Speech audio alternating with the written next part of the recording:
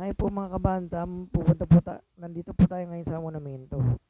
Pupunta po tayo sa Ulo Malabon, pet market, bilihan po ng mga hayop doon, mga banta, mga anak panabong yan. Ayan. Ito po yung sakayan pupunta doon sa Ulo Malabon. Likod lang po to ng SM Market. Ayan. Yung daanan papuntang jeep, papuntang Ulo Malabon. Sasakay po tayo ng jeep. Ayan po. Sa Ulo ng Malabon, ayan, Ulo Malabon po yan. Na Ulo Malabon na jeep, Malabon Monumento.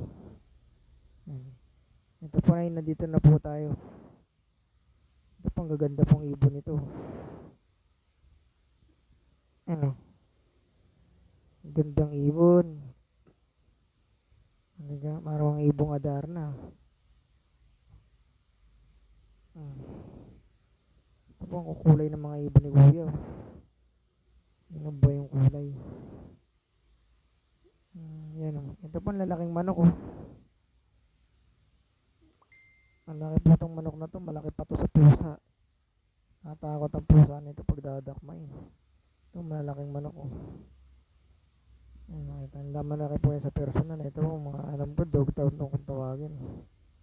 Yung mga manok na yan parang ayan si Manny yan.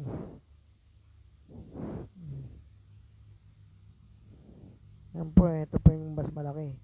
Nasa likod lang po ito. Ay nasa harapan. Ito po yung mga bantam, pares na bantam. Maganda mga quality yung bantam. Mas kasing laki lang po ng malaki lang po yan sa kamay natin. Halos kasing laki ng kamay natin. Ito pares oh. Maganda rin oh. Mga bantam po yan. Ay ito oh. Bantam na talisayin. Tikas ng dating ah. Oh, parang manok na panabong pero bantam po yan. Matali siya. Binibenta po yan. Ito naman po, bantam na talisaying bulik. Bulik po siya pero talisayin ang kulay ng ano niya, balay. Maliit lang po yan sa personal. Yan o. Sigla kahit maliit. Dapat po, matangkad po itong manok na to. Alas habot po hanggang tuhod ko to eh. Ayun, mga pares po yung dalawa ng isang itim at saka isang alimbuyogin na pula. Ito, harap pa talaga sa camera.